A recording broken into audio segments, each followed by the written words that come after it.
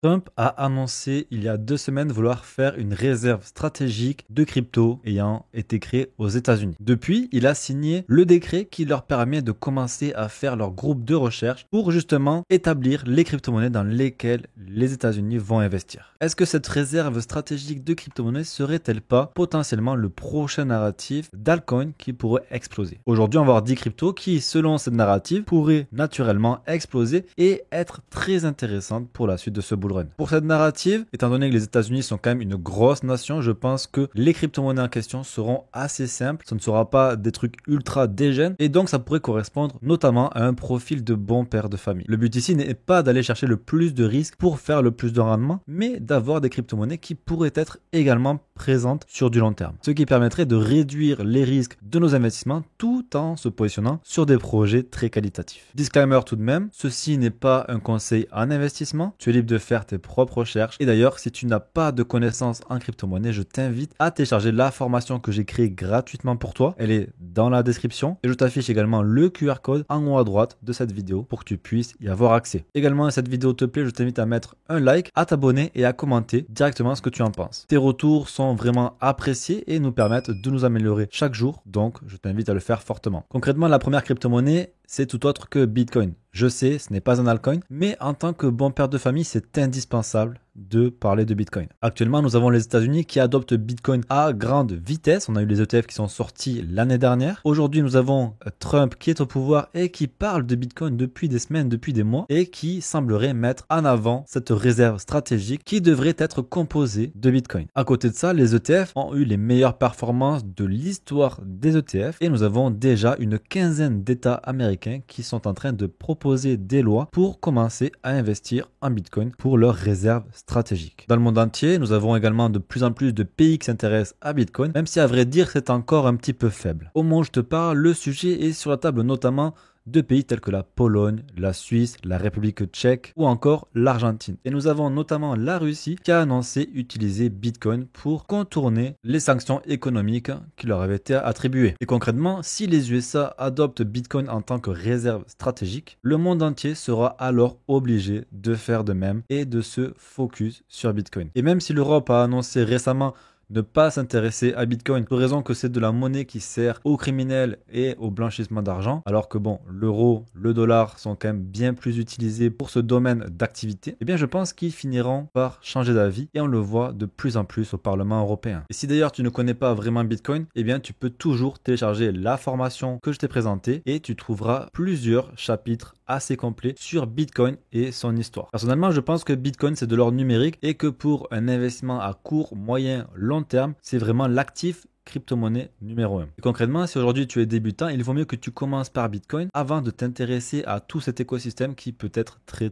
dangereux. Maintenant, si on passe sur le graphique, on peut voir qu'on est actuellement en monthly, donc une bougie est égale à un mois, et on peut voir qu'on est vraiment sur des sommets. On est en train de clôturer le mois de janvier vraiment très bien, sachant que le mois de décembre n'a pas eu une plus grosse clôture que le mois précédent en novembre. Et là, clairement, c'est un signal assez bullish. Tu peux le voir dans le passé, à chaque fois qu'on a cassé la TH, on a continué en ligne droite pendant un certain moment. Est-ce qu'on va continuer comme ça?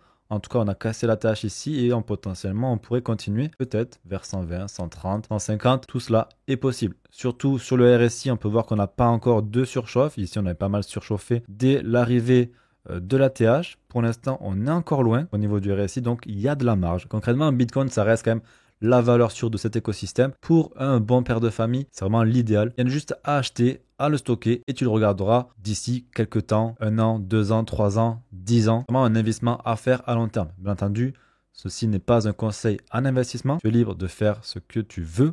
Et si tu as des questions, viens les mettre dans les commentaires. Pour l'altcoin numéro 2, c'est tout simplement Ethereum. On va continuer avec vraiment ces altcoins de qualité qui sont pour à la base les bons pères de famille, mais à la fois qui pourraient figurer dans cette réserve stratégique des États-Unis. Là encore, si tu ne connais pas très bien le sujet et le projet, je t'invite fortement à télécharger la formation qui se trouve directement en haut à droite. Car actuellement, il faut savoir qu'il y a pas mal de FUD sur Ethereum et que beaucoup ont tendance à oublier que Ethereum a la plus grosse TVL, donc Total Value Locked, sur son réseau. Ils sont les leaders de la DeFi, mais aussi les leaders des RWA, avec notamment le fonds tokenisé de BlackRock qui comporte plus de 350 millions de dollars. En plus de Bitcoin, c'est aussi la seule crypto-monnaie actuellement à posséder un ETF. Même si l'ETF d'Ethereum n'a pas eu le même succès que celui de Bitcoin, on peut remarquer que lorsqu'il y a pas mal d'euphorie sur le marché, les liquidités ont tendance à rentrer dans Ethereum via les ETF. Et en plus de ça, si les revenus liés au staking d'Ethereum sont ajoutés aux ETF, eh bien, on pourrait vraiment avoir de plus en plus d'intérêt des institutions envers Ethereum. Concrètement, Ethereum aujourd'hui, c'est le deuxième réseau le plus sécurisé du monde et c'est la seule option viable pour tout ce qui est DeFi et RWA. Et donc, si Bitcoin, c'est de l'or, on pourrait dire que Ethereum, c'est une App Store géante totalement décentralisée, où chaque personne peut faire travailler son argent grâce à la finance décentralisée et tous les outils qu'on peut trouver sur ce réseau. Et comme avec Bitcoin, je pense qu'Ethereum est une étape indispensable pour bien comprendre cet écosystème dans ses débuts en investissement. Au niveau du graphique, on peut voir qu'Ethereum n'a pas encore cassé son ancien ATH et qu'on pourrait même tracer, hop, on va voir ça de suite, un style de triangle, hop, de compression entre, voilà, là et là. Dans le moment où ça va casser, eh bien, on pourrait très bien avoir un Ethereum qui s'en va et qui pourrait potentiellement s'appuyer pour rechercher un nouveau plus haut. Également sur le RSI, on peut voir qu'on est très très loin de la phase maniaque, même si là tu peux voir qu'on l'a atteinte bien avant de avoir son plus haut. Donc ceci n'est pas forcément un signal de top absolu. Maintenant, si on a une grosse hype sur BTC et que les liquidités se déversent dans les altcoins comme on a pu le voir dans le passé, forcément Ethereum va en profiter. Surtout que nous avons quand même pas mal d'annonces qui sont en train d'arriver. Vitalik qui remet en question un peu tout ce qu'il y avait autour de l'Ethereum Foundation et qui est prêt à venir make it encore plus avec Ethereum. Donc concrètement, Ethereum peut être un très bon pari. Maintenant, c'est à toi de faire tes propres recherches et de définir si ça t'intéresse. Le troisième altcoin n'est autre que Solana. Là encore, c'est un gros projet que tu as sûrement entendu parler. C'est d'ailleurs probablement le prochain candidat à se voir accepter son ETF. C'est clairement l'un des meilleurs projets en termes de progression de prix de ce cycle haussier. Il faut savoir que Solana est une blockchain de layer 1 un petit peu comme Bitcoin et Ethereum et qu'elle est reconnue notamment pour sa rapidité et son faible coût de transaction. Actuellement, c'est bien plus le terrain de jeu des mêmes coins et on va le voir venir potentiellement les agents IA plutôt que d'avoir de gros protocoles de finance décentralisés ou de real world assets comme peut l'avoir Ethereum. Disons que c'est un peu le terrain de jeu pour les dégènes plutôt que Ethereum où lui, c'est vraiment le terrain de jeu des institutions qui construisent des vrais outils financiers. Et concrètement, c'est normal puisque les frais de transaction sont beaucoup moindres sur Solana que sur Ethereum. On peut alors venir s'amuser à créer des tokens qui n'ont aucune valeur en payant très peu de frais de transaction. Solana est donc le candidat idéal pour la création d'agents IA qui, au cours de leur développement, ont besoin d'interagir on-chain et potentiellement d'interagir avec d'autres agents, ce qui fait qu'ils pourraient faire de plus en plus de transactions au quotidien. Et donc, il faut des frais de transaction qui sont très bas. Mais ça serait aussi un candidat idéal pour toute la partie gaming. On a fait une analyse de Solana qui est bien plus complète sur notre Discord privé. Donc, si tu veux nous rejoindre, tu as le lien directement dans la description. Au niveau des tokenomics, Solana a une inflation de 5% par an. L'objectif est d'atteindre les 1,5%, donc ça devrait baisser au fil du temps. Mais actuellement, c'est une inflation qu'il ne faut pas négliger, même si au final, c'est plutôt positif. Disons que Solana se positionne également comme une App Store géante décentralisé, malgré que le côté décentralisation soit bien moins présent que sur Bitcoin et Ethereum forcément. Par contre, sa rapidité fait de cet écosystème un atout majeur pour le développement et l'innovation autour des agents IA et forcément du gaming. Et même si on pourrait penser que Solana et Ethereum pourraient être concurrents, je pense plutôt que ce sont des projets qui peuvent être complémentaires pour l'univers du Web3. Et pour finir avec Solana, au niveau du graphique de Solana, on peut voir que il a enfin fait des plus hauts depuis 2021. Il n'a pas encore vraiment réussi à bien clôturer au-dessus de ses mèches, mais ça pourrait ne pas tarder. Par contre, ce qu'on peut voir, c'est qu'en novembre, il a enfin eu cette première clôture la plus haute de son histoire et qu'ensuite, en décembre, il a commencé à la ravaler pour ensuite la reprendre actuellement. Et vu qu'on clôture aujourd'hui, si ça se clôture comme ça, j'ai envie de te dire que c'est quand même très positif puisqu'on ravalerait toute cette bougie, ce qui donne un beau signal haussier pour la suite. En termes du RSI, on n'est pas sur une surchauffe de manière mensuelle, donc potentiellement on pourrait encore avoir un petit peu de marge pour monter. Maintenant, on est quand même un petit peu avancé dans le cycle, donc il va falloir faire attention. Surtout si tu veux investir en suivant les cycles. Si tu investis en tant que bon père de famille pour du long terme, je vais te dire tu peux faire du DCA et puis tu achèteras sur la baisse. Maintenant, ce qu'on veut, c'est acheter par ici, suivre le cycle, vendre le plus proche du plus haut, parce qu'on ne peut pas vendre au plus haut, c'est quand même très très dur, et ensuite de racheter au plus bas pour suivre les cycles. Maintenant, comme tu vois, on est un petit peu avancé dans le cycle, mais ça ne veut pas dire qu'on ne peut pas chercher beaucoup plus haut sur Solana. pourrait très bien venir chercher les 700 $, que ça serait vraiment envisageable. Maintenant, il nous faut un marché qui puisse pousser.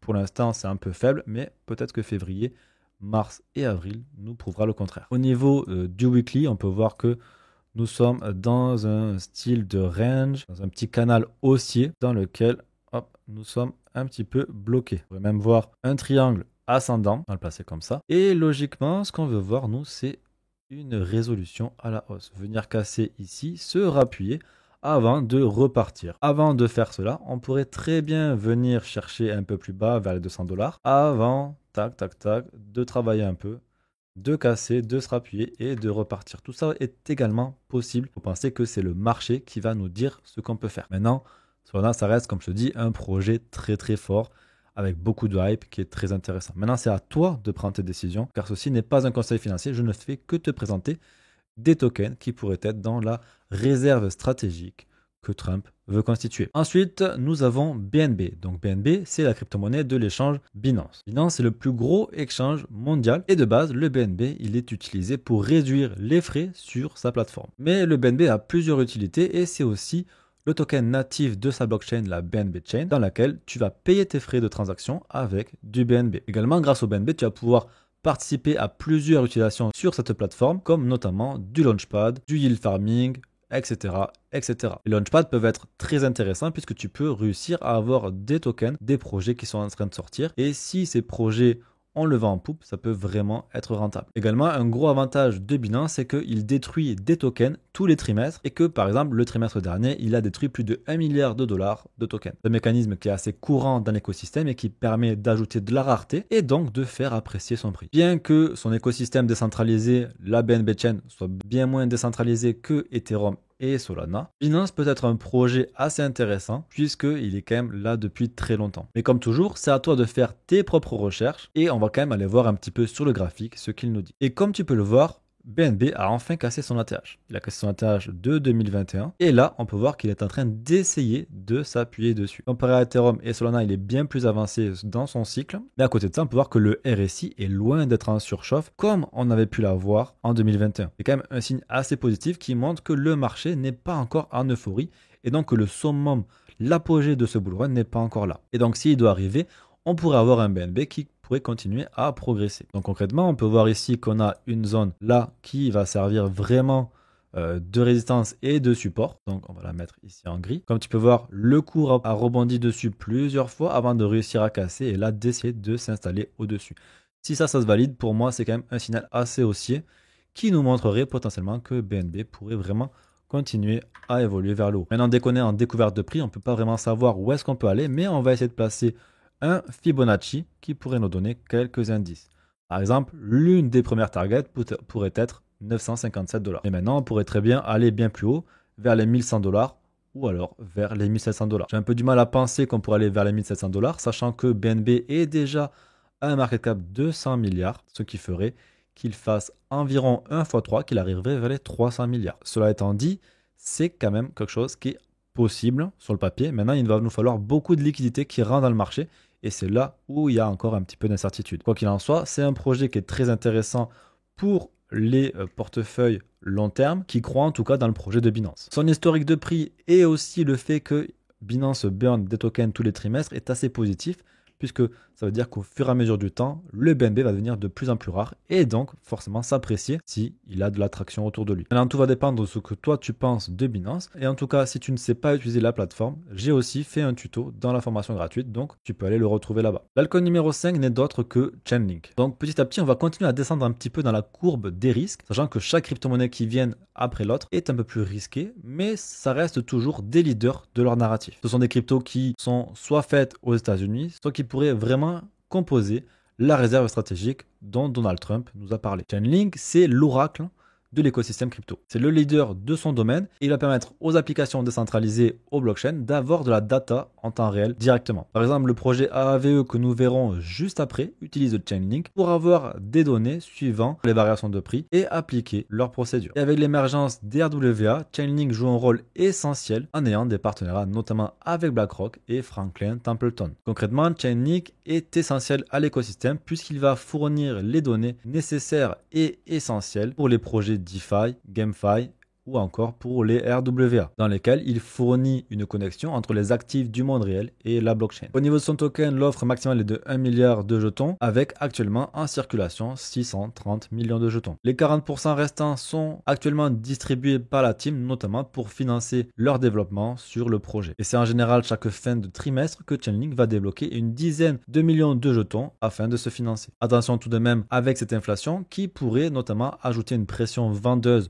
au fur et à mesure du temps, surtout en bear market lorsqu'il y a moins d'attraction autour des crypto-monnaies. Par contre, une fois que l'émission sera faite, le staking et l'utilisation de Chainlink pourra vraiment permettre de limiter le link et notamment de créer une déflation. Au niveau de son graphique, là on est toujours en mensuel, on peut voir que Chainlink aurait bien envie de repartir. Si on compare avec le cycle dernier, on peut voir une similitude assez flagrante entre hop, cette zone ici, hop, cette zone ici, hop, cette zone là, et cette zone là. Et donc là, on pourrait être en train de repartir ici, tranquillement, hop, avant de potentiellement venir chercher un plus haut. Ça fait vraiment sens, hein, parce que regarde, là on accumule, on a un premier pump, on corrige et on commence à repartir. On a un premier pump, on recorrige et on commence à repartir. Donc là également, au niveau du RSI, on n'est pas en surchauffe comme on a pu l'avoir en 2021, donc on pourrait potentiellement venir chercher beaucoup plus haut. Sachant que l'une des premières targets, on prend sur le prix actuel, pourrait se positionner aux alentours de l'ATH, forcément. Maintenant, si on vient casser l'ATH, est-ce qu'on pourra venir chercher plus haut? C'est la question qu'on se pose. En tout cas, c'est une possibilité. Chainlink reste l'un des oracles les plus utilisés, si ce n'est en fait l'oracle le plus utilisé. Donc le potentiel de croissance peut être très très fort. En tout cas, pour un investissement sur du long terme, en tant que bon père de famille, Chainlink est vraiment un bon projet. Maintenant, comme toujours, not financial advice. On va essayer d'accélérer un petit peu et le token numéro 6 n'est d'autre que AAVE. Je t'en ai parlé juste avant. AAVE, c'est le leader de la DeFi et il propose notamment des services de prêt et d'emprunt. Tu peux donc déposer des actifs pour emprunter d'autres actifs, mais aussi simplement avoir un rendement sur les actifs que tu déposes et que tu vas donc prêter. On a récemment vu Trump acheter du AAVE avec son projet de finance décentralisée, ce qui est donc vraiment un plutôt bon signal. Au niveau des tokenomics, l'avantage ici, c'est que 95% des tokens sont en circulation. Il y a donc une faible émission et en plus, AAVE est en train de mettre en place un système de redistribution de ses revenus aux stakers de leurs tokens. Cela devrait arriver notamment en cours d'année et je te tiendrai au courant lorsque ça arrivera. Là, clairement, on est sur un token qui a un potentiel sur plusieurs années. On n'est pas sur un token qui peut s'effondrer du jour au lendemain.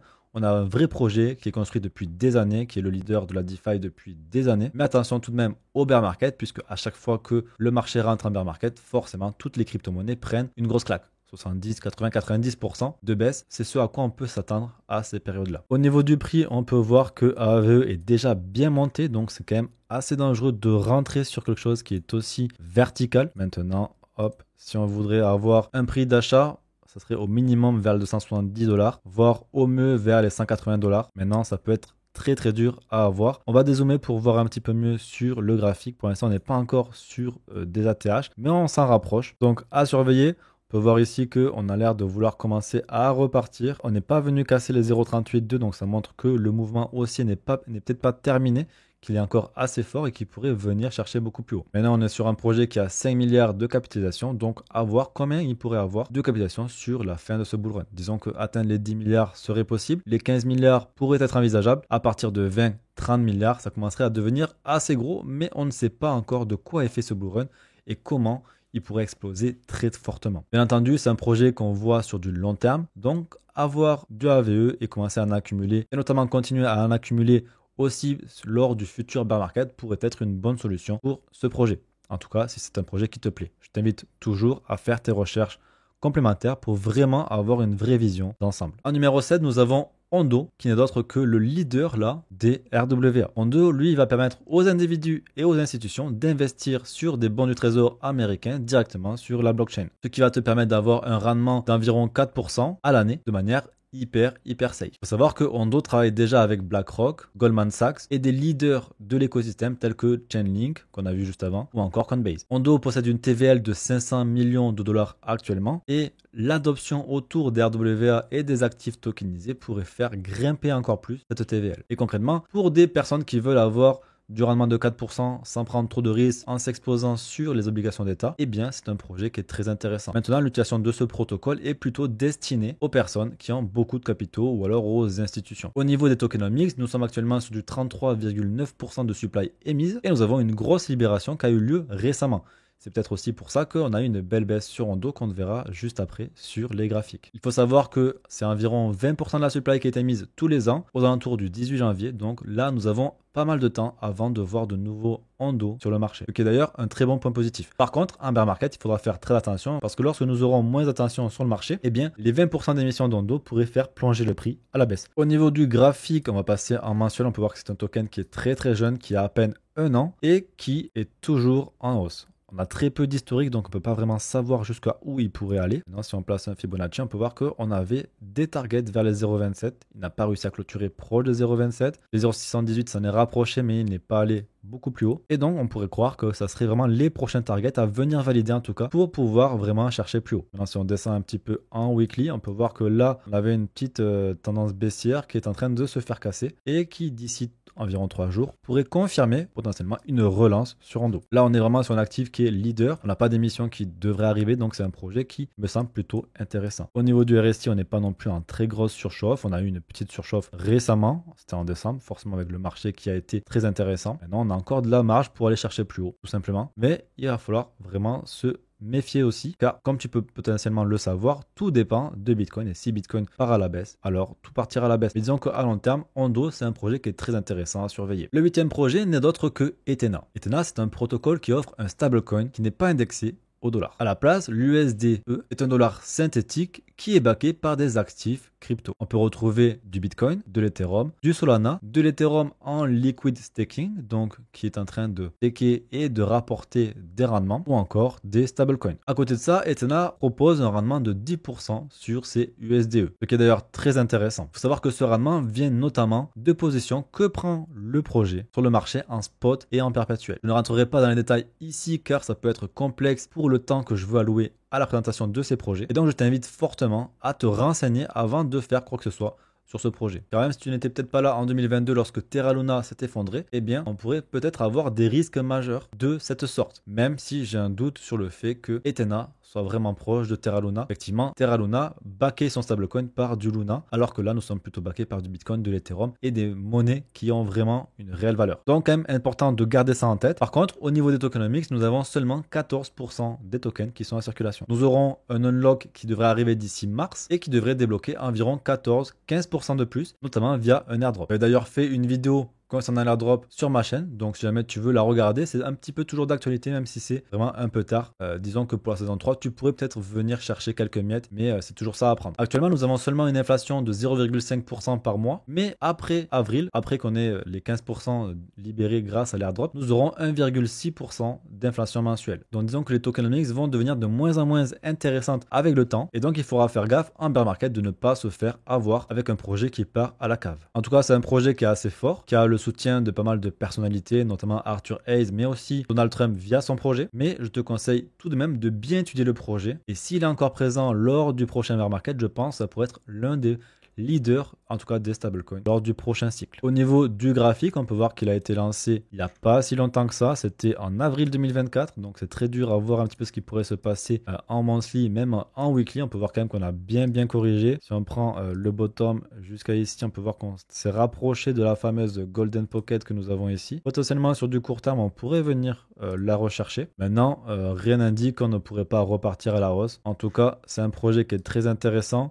On est encore dans une tendance qui est plutôt baissière. Est-ce qu'on est en train de venir la casser? C'est potentiellement possible aussi. Maintenant, ça va être vraiment à toi de définir le risque que tu veux prendre. Est-ce que tu veux t'exposer à ce token? Je pense que ça peut être assez risqué. Pour l'instant, on fait des plus bas de plus en plus bas et on a du mal à faire des plus hauts de plus en plus haut. Donc tu as un plus bas ici, là on avait un plus bas qui était de plus en plus bas et là exactement pareil. Là on a un plus haut, là on a un plus haut de plus en plus bas et là pour l'instant on ferait un plus bas de plus en plus bas. Donc potentiellement si on n'arrive pas à venir casser ces plus hauts, eh bien on pourrait aller chercher un petit peu plus bas et disons que venir chercher cette Golden Pocket par ici avant de potentiellement repartir, même venir chercher un peu plus bas bien sûr, pourrait être quelque chose d'envisageable. Maintenant attention avec les unlocks qui vont arriver, mais en tout cas Même sur le RSI, on peut voir que c'est plutôt positif, même si en moyen on ne le voit pas. En weekly, ok, c'est plutôt ouais, c'est ok. Donc attention tout de même, mais c'est un projet qui pourrait vite avoir le vent en poupe, surtout s'il est poussé par Donald Trump et d'autres influenceurs. Passons maintenant à l'avant-dernier token qui n'est d'autre que Uniswap. Uniswap, c'est une crypto qui a été créée aux USA, mais c'est surtout le leader des échanges décentralisés. L'échange décentralisé, c'est là où tu peux acheter et vendre des crypto-monnaies de manière librement. Uniswap, lui, est disponible notamment sur les réseaux EVM compatibles, dont Ethereum, Base, Avalanche, Arbitrum, etc. C'est donc une solution parfaite si tu ne veux pas passer par des échanges centralisés, où là, tu es obligé de devoir déclarer directement ton identité, faire des KYC, etc. Et ça peut être un petit peu relou. Sur Uniswap, tu peux aussi participer à apporter de la liquidité à des projets et en échange recevoir une partie des frais de transaction qui sont récoltés. Mais attention, car il faut vraiment que tu comprennes le fonctionnement des pools de liquidité, car si tu ne comprends pas très bien, tu pourrais te faire avoir par l'impermanent loss et perdre de l'argent. Là encore, je te laisse faire tes propres recherches. Au niveau de la tokenomics, on a 60% des tokens qui sont émis et 40% qui appartiennent à la trésorerie de la DAO. Ce sont donc les membres de cette même DAO qui vont proposer des manières d'allouer ce capital. Ils ont actuellement 5 milliards de dollars qui devraient être alloués pour développer le projet. Uniswap, c'est clairement le leader des échanges décentralisés qui possède plus de 20% du volume d'échanges, notamment sur Ethereum. Et concrètement, si la narrative autour d'Ethereum reprend, eh bien Uniswap pourrait être l'un des grands gagnants puisqu'on aurait de plus en plus de liquidités qui vont sur Ethereum et qui se déverseraient naturellement vers Uniswap pour pouvoir utiliser son échange. C'est un petit peu ce qui s'est passé avec Redium et Solana lorsque Solana a eu un peu de hype. Au niveau du token, on peut voir qu'on est vraiment très bas comparé à la Golden Pocket qu'on a ici. Donc on a pas mal corrigé depuis le dernier cycle. On peut voir même qu'en termes de RSI, on est quand même beaucoup plus bas. Au niveau du graphique, on peut voir que Uniswap est quand même encore assez bas comparé à son plus haut historique, qu'il a fait quand même pas mal de choses assez intéressantes, qu'il est en train vraiment de bonne accumulation ici. On commence à partir. En mars, on corrige et on peut voir que là aussi, il a commencé à repartir un petit peu en décembre avant de corriger dernièrement. Si je trace un Fibonacci, hop, on va voir un petit peu où est-ce qu'on se retrouve. On peut voir qu'on a touché à peine la Golden Pocket actuellement. On va zoomer un petit peu. Et donc, potentiellement, franchement, je pense que l'idéal serait d'attendre de voir vraiment un petit peu un retournement de situation avant de vouloir peut-être repartir. On peut voir qu'on a, hop, là, une tendance qui est assez baissière. Donc tant qu'on n'a pas la casser, en tout cas en weekly, il y aura tendance, ne pourrait peut-être pas repartir. Maintenant, sur du long terme, on peut voir qu'on fait toujours des plus bas de plus en plus haut. Là, on a un plus bas. Ici, il est plus en plus haut. Ici, il est plus en plus haut. Ici, il est plus en plus haut. Donc tant qu'on continue à faire des plus bas de plus en plus haut et des plus hauts de plus en plus haut, un haut ici, un haut de plus en plus haut ici, un haut de plus en plus haut ici. Donc ça veut dire qu'on est clairement dans une tendance qui est beaucoup plus haussière. Donc, comme je te disais, si Ethereum reprend de la hype, eh bien, je ne doute pas que Uniswap pourrait en profiter. Maintenant, c'est un token qui est assez capitalisé. Comme tu sais, on est sur un format qui cherche pas forcément le côté dégène, mais plutôt le côté un peu bon père de famille. Et Uniswap pourrait vraiment être intéressant. Maintenant, comme toujours, le mieux c'est de vraiment suivre les cycles parce que ensuite, après une peut-être forte hausse, on aurait une correction. Donc voilà, donc à toi de réussir à suivre les cycles et si tu as besoin d'aide, n'hésite pas à rejoindre le Discord. Et enfin, le dernier token, c'est un token qui a été acheté récemment par le projet de Donald Trump, qui n'est d'autre que Move de Movement. Donc c'est quoi Move? Move, c'est concrètement un layer 2 sur Ethereum. Il offre des transactions rapides et sécurisées et surtout à faible coût. Il pourrait donc atteindre 160 000 transactions par seconde avec un prix par transaction se rapprochant des 0,01 centimes de dollar. Il faut savoir que Move cible notamment la GameFi, les NFT, la SocialFi pour développer son écosystème. Mais j'ai entendu dire qu'il y avait peut-être des rumeurs comme quoi Elon Musk pourrait l'ajouter dans son programme Dodge, donc le département du gouvernement qui va chercher à réduire les finances du gouvernement américain tout simplement. Je pense que c'est quand même assez gros.